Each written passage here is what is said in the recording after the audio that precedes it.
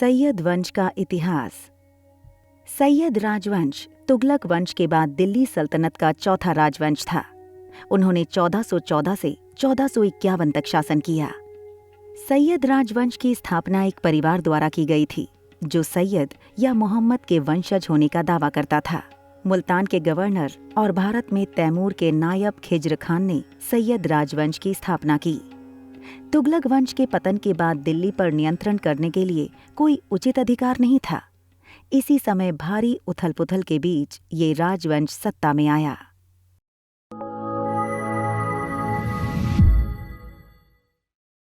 नमस्कार, आप देख रहे हैं ज्ञानी रैबिट के बैनर तले ऐतिहासिक विरासत।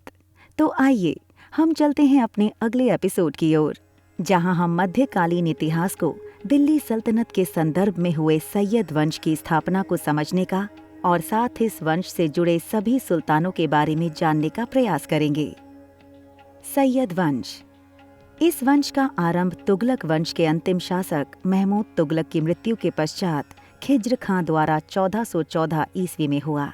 इस वंश के कुछ प्रमुख शासक थे जिनके नाम क्रमशः खिज्र खां 1414 से 1421 ईस्वी, उसका पुत्र मुबारक शाह 1421 से 1434 ईस्वी, उसका भतीजा मोहम्मद शाह 1434 से 1445 ईस्वी और अलाउद्दीन आलम शाह 1445 से 1451 ईस्वी।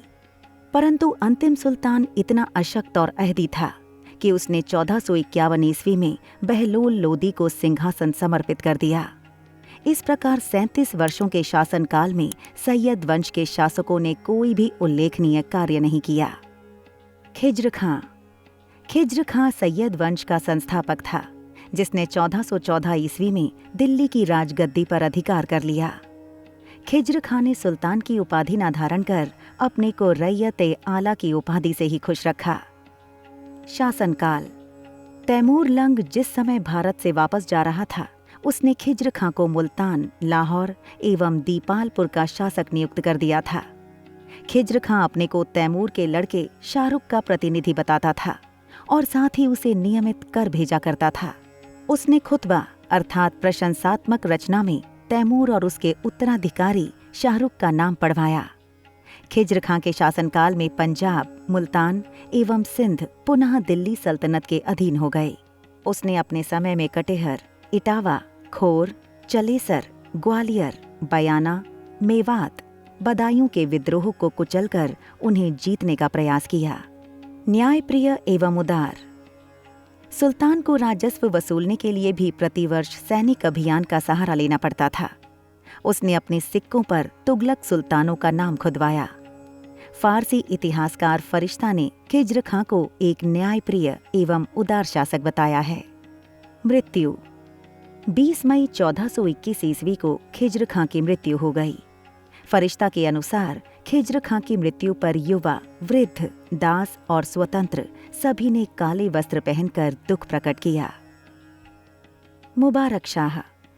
मुबारक शाह खिज्र खां का पुत्र था। खिज्र खां ने उसे अपना उत्तराधिकारी नियुक्त किया था। मुबारक शाह ने शाह की उपाधि ग्रहण कर अपने नाम के सिक्के जारी किए। उसने अपने नाम से खुतबा पढ़वाया और इस प्रकार विदेशी स्वामित्व का अंत किया। पिता खिज्र खां की भांति मुबारक शाह को भी विद्रोही का दमन और राजस्व वसूली के लिए नियमित सैनिक यात्राएं करनी पड़ीं। अपने शासनकाल में मुबारक शाह ने भटिंडा एवं दोआब में हुए विद्रोह को सफलतापूर्वक दबाया, परंतु खोखर जाति के नेता जसरत द्वारा किए गए विद्रोह को दबाने में वह असफल रहा। मुबारक शाह के समय में पहली बार दिल्ली सल्तनत में 2 महत्वपूर्ण हिंदू अमीरों का उल्लेख मिलता है। उसके वजीर सरवर उल मुल्क ने षड्यंत्र द्वारा 19 फरवरी 1434 ईस्वी को उस समय मुबारक शाह की हत्या कर दी, जिस समय वह यमुना नदी के किनारे अपने द्वारा निर्मित नए नगर मुबारकाबाद का निरीक्षण कर रहा था। वस्तुतः मुबारक शाह ने वीरतापूर्वक विद्रोहों का दमन किया था। उसने सुल्तान के पद की प्रतिष्ठा बढ़ाई और अपने राज्य की सीमाओं को सुरक्षित किया। इस प्रकार मुबारक शाह सैयद वंश के सुल्तानों में योग्यतम सुल्तान सिद्ध हुआ था। उसने विद्वान याहिया बिन अहमद सरहिंदी को अपना राज्याश्रय प्रदान किया था। उसके ग्रंथ तारीख़-ए-मुबारक शाही से मुबारक शाह के शासनकाल के विषय में जानकारी मिलती है। मोहम्मद शाह। मुबारक शाह के बाद दिल्ली की गद्दी पर मुबारक शाह का भतीजा मोहम्मद बिन फरीद खान मोहम्मद शाह के नाम से गद्दी पर बैठा।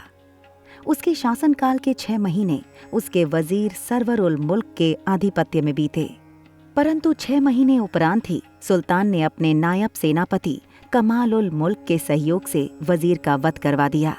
वजीर के प्रभाव से मुक्त होने के तुरंत बाद मालवा के शासक महमूद द्वारा दिल्ली पर आक्रमण कर दिया गया, जबकि मुल्तान में लंगाओं ने विद्रोह किया, जिसे सुल्तान ने स्वयं जाकर शांत किया। मोहम्मद शाह मुल्तान के सूबेदार बहलोल लोदी की सहायता द्वारा महमूद को वापस खदेड़ने में सफल रहा और इस क्रम में मोहम्मद शाह ने खुश होकर बहलोल लोदी को खाने खाना की उपाधि दी और साथ ही उसे अपना पुत्र कहकर पुकारा। इसके समय की प्रमुख घटना रही बहलोल लोदी का उत्थान, क्योंकि बहलोल लोदी ने भी दिल्ली पर आक्रमण किया, परंतु वह असफल रहा। अपने अंतिम समय में हुए विद्रोह को दबाने में मोहम्मद शाह असमर्थ रहा, अतः अधिकांश राज्यों ने अपने को स्वतंत्र कर लिया और फिर 1445 ईस्वी में मोहम्मद शाह की मृत्यु हो गई। उसकी मृत्यु के साथ ही सैयद वंश पतन की ओर अग्रसर हो गया। अलाउद्दीन आलम शाह। मोहम्मद शाह की मृत्यु के बाद पुत्र अलाउद्दीन ने आलम शाह की उपाधि ग्रहण की और अलाउद्दीन आलम शाह के नाम से सिंहासन पर बैठा। यह आराम पसंद एवं विलासी प्रवृत्ति का व्यक्ति था, परंतु कालांतर में अपने वजीर हमीद खां से अनबन होने के कारण इसे दिल्ली छोड़कर बदायूं में शरण लेनी पड़ी। फलस्वरूप हमीद खां ने बहलोल लोदी को दिल्ली आमंत्रित किया। बहलोल लोदी ने दिल्ली आने के कुछ दिन बाद हमीद खां की हत्या करवाकर 1450 ईस्वी में दिल्ली प्रशासन को अपने अधिकार में कर लिया, तो दूसरी तरफ सुल्तान अलाउद्दीन आलम शाह ने अपने को बदायूं में ही सुरक्षित महसूस किया और वहीं पर 1476 ईस्वी में उसकी मृत्यु हो गई। इस प्रकार लगभग 37 वर्ष के बाद सैयद वंश समाप्त हो गया। हमीद खां। यह सैयद वंश के अंतिम सुल्तान अलाउद्दीन आलम शाह का दीवान था। बहलोल लोदी को दिल्ली की गद्दी पर अधिकार करने में हमीद खां ने उसकी मदद की थी। दिल्ली की गद्दी प्राप्त कर लेने के बाद बहलोल ने हमीद को जेल में डलवा दिया, जिससे वह नए सुल्तान के मार्ग पर कांटा ना बन सके। धन्यवाद। ये एपिसोड हमारे व्यूअर को कैसा लगा हमें कमेंट करके बताएं और साथ ही चैनल को सब्सक्राइब करते हुए बेल आइकन के बटन को प्रेस कीजिए, जिससे हमारे नेक्स्ट एपिसोड की नोटिफिकेशन सबसे पहले आप तक पहुंचे। और इस एपिसोड से जुड़े बोनस पॉइंट्स के लिए डिस्क्रिप्शन बॉक्स में जरूर जाएं, जहां हमने अपने प्रयास से सभी तथ्यों को क्रमबद्ध रूप में प्रस्तुत कर दिया है। नमस्कार।